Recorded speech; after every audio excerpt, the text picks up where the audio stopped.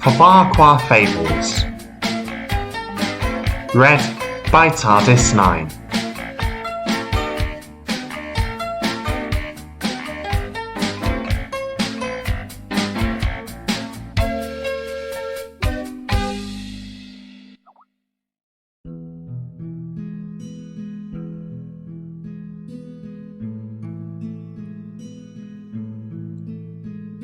The Tale of the Bad Engine. Written by Richard Jordan. It was the evening before Halloween, and all the engines were gathered around, ready and eager to start their annual tradition of telling ghost stories. The firelighter came to set the mood, and soon the yard was showered in a warm orange glow, creating an atmosphere ripe for spooky tales. The engines took turns telling ghost stories as the moon rose overhead, each trying to outdo the last. They were all enjoying themselves enormously. Even the big engines, who normally didn't have much patience for silly stories, beamed and laughed as Thomas and Percy imitated a ghost haunting an old mansion. Finally, it was Henry's turn to tell a story. He hesitated for a moment, and curiously looked over to Gordon and Edward, who appeared cautious at first, but then beckoned Henry on. "Tell it," whispered Gordon. "Go on. It won't hurt." "I don't know if I should," he whispered back. "Well, it's up to you, Henry. It is scary," Edward replied quietly. "Are you going to tell the story or not?" James said. The other engines laughed, except for Henry, who looked a little uneasy. Come on, Thomas and Percy said together. "Well, all right.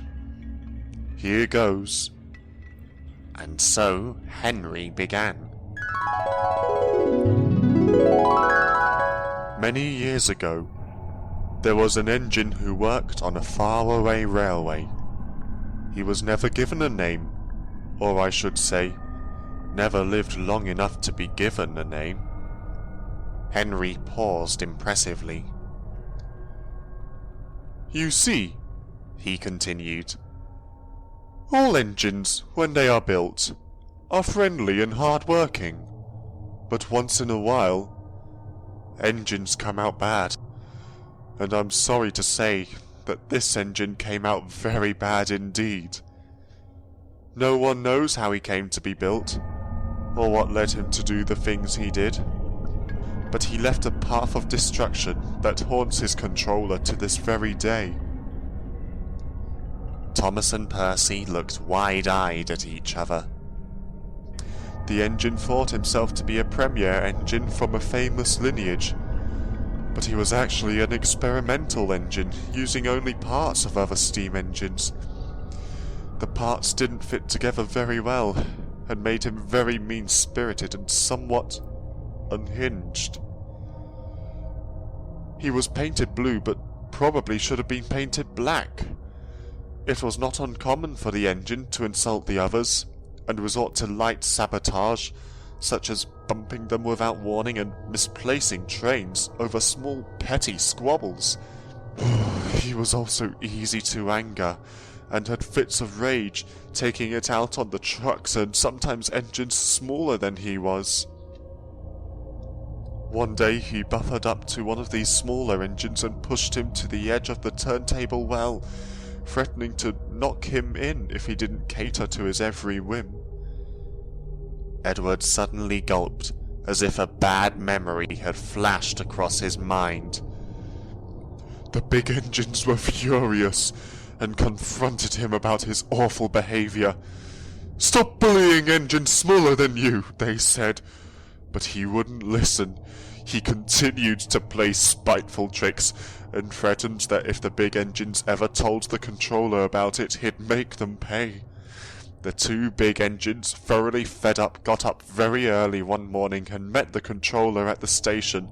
They told him all about what the engine had done, but the controller's hands were tied since the engine was on loan. "I can't do anything but put in a report to the engine's company," said Henry, mimicking the fictional controller. "What happened then?" asked Toby. "Well, one of the big engines left to take a train, and the other remained at the station, trying desperately to plead their case. It is said that the bad engine was passing through the yard at the time and saw the big engine. Needless to say, he was immediately suspicious. He confronted the big engine in the yard and said, I told you not to tell anyone. You'll get yours. The big engine just laughed, believing the engine only to be bluffing. Henry suddenly paused. Edward, Gordon and Henry all looked at each other. Gordon gave a motion of the eyes, encouraging Henry to keep going. But, Henry said, he was most assuredly not bluffing. The next day, the big engine was pulling an express train through the junction when suddenly and without warning another engine careened into the back of his coaches. There was an awful noise as wood and metal and stone splintered everywhere, but what was worse was as the noise of the wreck subsided, the screams of the passengers inside those coaches became louder and louder and louder. The other engine's eyes were glued to Henry. They didn't dare make a sound. The bad engine, knowing the big engine was just up the line, had intentionally missed a signal and ploughed into the back of the express train to get even. The sight of it was awful. The 3 rear coaches were smashed to smithereens, and everyone inside those coaches... Henry gulped. Everyone inside those 3 coaches perished. The other engines gasped. The big engine screamed, "You've killed my passengers! You've killed my passengers!" But the bad engine didn't care. He just laughed. The controller came and, seeing the mess, sent the engine for scrap. If the controller had only listened to the big engines, the lives of those in the coaches might have been saved. So that is the moral of this story.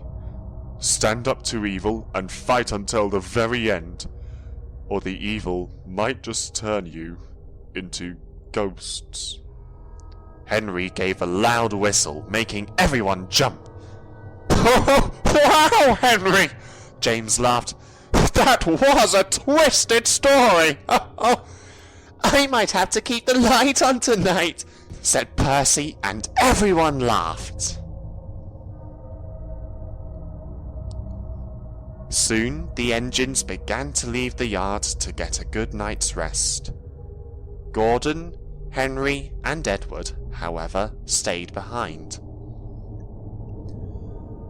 As soon as the others were out of earshot, Henry sighed and looked very ill. Gordon smiled sympathetically.